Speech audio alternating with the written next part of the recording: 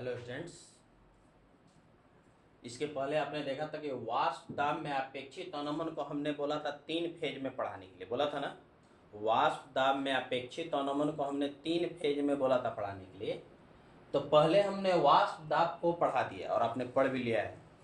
आज हम देखेंगे वाष्प दाब में अवनमन और इसके बाद देखेंगे वाष्प दाब में अपेक्षित अवनमन। ऐसा ना, एकदम पार्ट बाय पार्ट पढ़ेंगे। ऐसा नहीं कि एक पढ़ ले सब कुछ हो गया और रहस्य कुछ भी नहीं है। देखिए पहले समझिए, आपने वाष्प दाब को समझ लिया। क्या समझा है कि जब किसी बंद बर्तन में वाष्पीकरण और निम्नीकरण दोनों प्रक्रिया साम्यावस्था में आ जाता है और उस समय जो दाब आरोपित होता है उसी को वाष्प दाब कहा जाता है। आपने अच्छी तरह देख लिया, ठीक है। अब देखिए वाष्प दाब में अवनमन। देखिए अवनमन शब्द का अर्थ समझिए। अवनमन का मतलब होता है गिरावट, कमी। जैसे मान लीजिए आपके गार्जियन आपको मेला घूमने के लिए 100 रुपया दिए, तो 100 रुपया अगर आप मेला घूमने के लिए पैसा ले जाइएगा और उसके रिगार्डेड कुछ सामान खरीदिएगा, मान लीजिए कुछ भी खरीदिएगा, जैसे कि मान लीजिएगा आप खिलौना खरीदें, खाएं पिए, तो धीरे धीरे 100 रुपया में गिरावट आएगा ना। धीरे धीरे 100 रुपये में गिरावट आएगा, कमी आएगा। और कमी आते आते 100 रुपये समाप्त भी हो सकता है, आधा भी हो सकता है, कुछ कम भी हो सकता है। लेकिन इतना जान लीजिएगा कि अगर मेला घूमिएगा, खर्च कीजिएगा तो सिर्फ गिरावट आएगा। तो सुनिए क्या होता है, इसमें क्या गिरावट आता है कि जब किसी शुद्ध विलायक, विलायक तो आप लोग जानते हैं ना, विलेय और विलायक, द्विअंगी विलयन में विलेय और विलायक होता है। जब किसी शुद्ध विलायक में अवाष्पशील विलेय को मिलाया जाता है तो उस विलायक के वाष्प दाब में कमी आ जाता है, जिसे वाष्प दाब में अवनमन कहा जाता है। इसे डेल्टा पी द्वारा सूचित की जाती है। अब इसको समझाते हैं, समझिए। पढ़ना अलग बात है, रटना अलग बात है। और समझकर अगर आप दिमाग में रख लीजिएगा तो कभी भी आपके पास भाषा है, आपको बात याद आ जाएगा तो आप लिख सकते। सुन लीजिए, आप हमको बताइएगा, है ना। जैसे मान लीजिए कि आप दूध गर्म करते हैं, शुद्ध दूध, है ना, गर्म करते हैं दूध, तो वह एक शुद्ध विलायक होता है।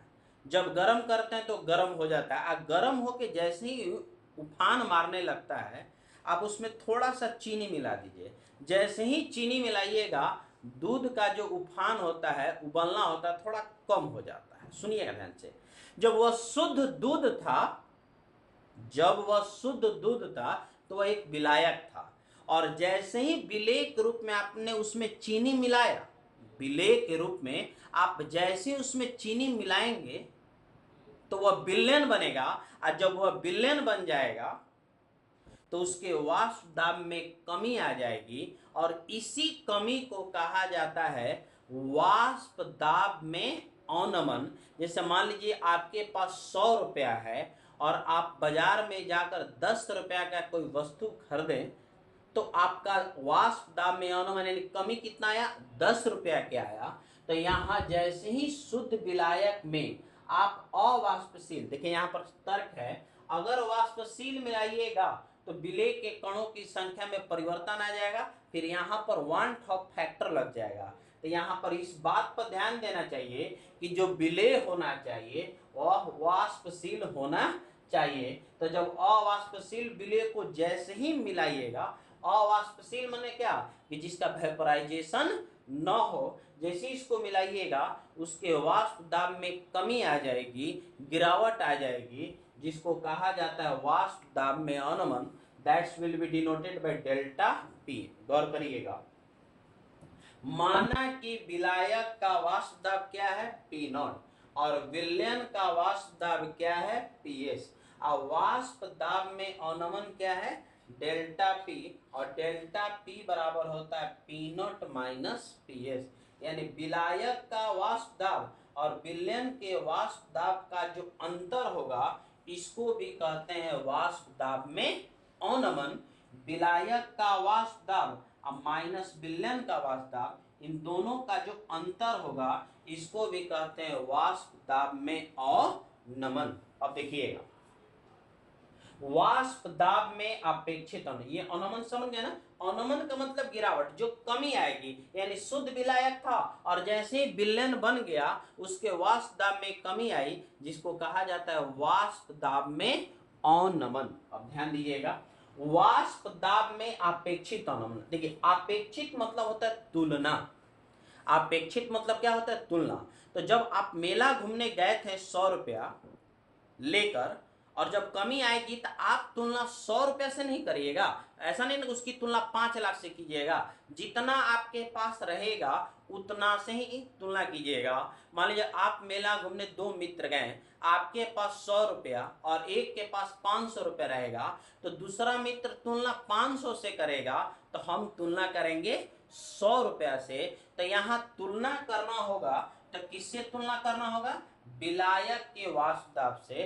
तो अपेक्षित तुलना कैसे की जाती है, तो वाष्प दाब में अनमन एवं विलायक का वाष्प दाब का जो अनुपात होता है, इसी को वाष्प दाब में अपेक्षित अनमन कहलाता है। सुना है ना, यही जो होता है वाष्प दाब में अनमन कहलाता है। तो RLVP मतलब और कुछ भी नहीं होगा, relative lowering in vapour pressure.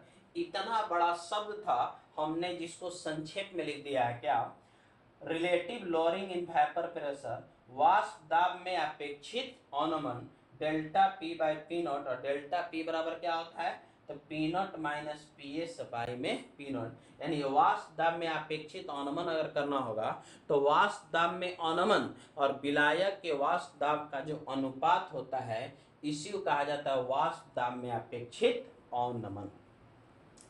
तो मैं उम्मीद करता हूं कि आप इसको तोड़ तोड़ कर पूरी बात को समझ लीजिए कि वाष्प दाब में अनमन, वाष्प दाब में अपेक्षित अनमन और वाष्प दाब में सारा चीज को हमने पढ़ लिया। अब इसके बाद हम लोग देखेंगे वाष्प दाब में अपेक्षित अनमन का राउल्ट नियम, Raoult's law of relative lowering in vapour pressure. तो इसको आप ध्यान से देखिएगा, और इसके बाद हम अभी तुरंत देखेंगे, इसके बाद चैनल में आपको नजर आएगा, है ना।